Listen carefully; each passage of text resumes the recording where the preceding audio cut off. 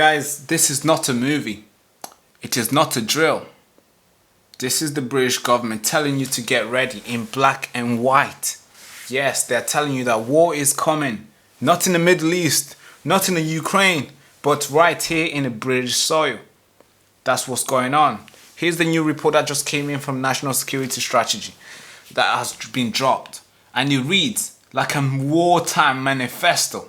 For the first time in decades, we've never seen such a thing like this. The British government is telling citizens to brace for a wartime scenario in their homeland. I mean, what? Not a cyber attack, not disinformation, but direct threat to infrastructure, energy grid, and public safety. Here's a video. In your national security strategy, it says for the first time in many years, we have to actively prepare for the possibility of the UK homeland coming under direct attack, potentially in a wartime scenario. That sounds very frightening. Are we under threat of attack? Well, we are facing daily challenges on the home front. So whether that's cyber attacks, which are very, very frequent and very, very serious, whether that is a focus on energy security. We've seen from the Ukraine war that energy is weaponized by our adversaries. And of course, you've seen state actions by Iran and Russia in the United Kingdom. We have to guard properly against. This document reads two names, two countries, Russia and Iran. Two hostile states allegedly laying the groundwork for future conflict with Britain. I don't know how they're convincing me with that, but okay. This paper accused Iran for silencing critics and directly threatening the UK. And on Russia's side, it says that Russia is positioning itself ready to disrupt supply chain and energy system. This is not a speculation. This is the cabinet minister talking directly to the citizens, directly to us.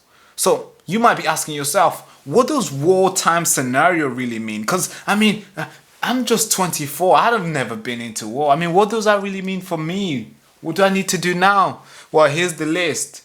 First one is national resilient exercise for civilians. So yeah, you're gonna have to get out there and exercise and be fit and ready to, I don't know what sort of work you need to be doing, but yeah, national resilient exercise for civilian. Maybe that could be change the way you eat. Maybe that could be change your habits, the way you do stuff. Maybe change going outside all the time. It could be something like that. Maybe it could mean not going outside, not going on holiday. It could mean something like that. As national resilient exercise for civilian. Next one is hardening power station and water supplies. Yeah, that kind of explains itself.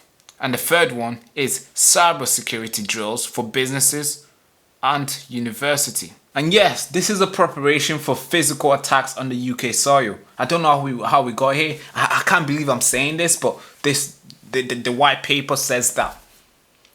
According to Prime Minister Keir Starmer, it says, quoting, "This is to keep the country safe."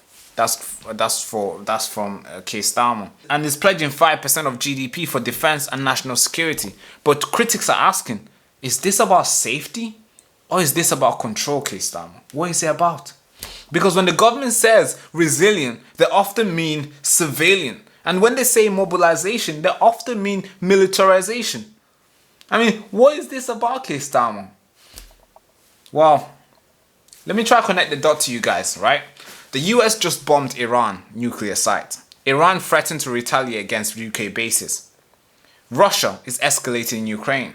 Now, Britain says it's preparing for war at home. What is really going on? Because this isn't just about defense. It's about a blowback. It's about consequences of foreign entanglements that are coming back at home. We don't need to be going out there and support Ukraine. We don't need to. We don't need to go out there and try bomb another country. We don't need to. Because guess what? They're going to retaliate. And guess what? We're going to also be in pain like we are right now. It seems like it. This is a blowback. And it gets even worse. This is not it. The report from the cabinet ministers also warns that nuclear threat is growing. What does that mean? That means there's more states and there's more weapons. And they might use it. Yes. The document says that army-controlled regime are failing. They're probably referring to Iran. And he goes on that the world is becoming more dangerous, that it's more dangerous than Cold War, and that Britain must prepare for complex multi-domain threats. So let me just translate that to you. That means nuclear weapons are on the table. And here's the kicker. This isn't just about soldiers. It's about you as well. Yes, because you have to know we don't have that many people serving in our armed forces. We're going to need you to start buckling up as well. Put the belt on and put the shirt and let's go. That's what it means. And this strategy again also calls for the whole society's effort. That means civilian, me and you. That means businesses. That means school, children's school, to learn how to take shelters, to learn how to be able to maneuver through these times. And I don't know how we're going to do that. I really don't. Because when bombs drops, the government wants you to be ready. Not informed, not empowered, just be ready. That's literally what they're saying. So, you might be asking yourself, Barack, what's the end game here? I mean, what's going on? What are we going to do? Well, here's what I think is the end game here. Because when you have a militarized homeland, a digital civilian population, and a permanent state of emergency, the public will be too afraid to ask why. Why? Because we're there already. And this isn't just a strategy document. It is a signal that the world is shifting. It's shifting. It's going in a way that all the wars that we've watched from afar, the Middle East, the Africa, the Arab Spring, all the wars that we've watched from afar is now coming to our doorstep. And the government is preparing for a future where peace is an exception, and not a rule. And just before I end this video, I want to ask you a super simple question. I don't know what I mean super, I said. Super simple question, yeah.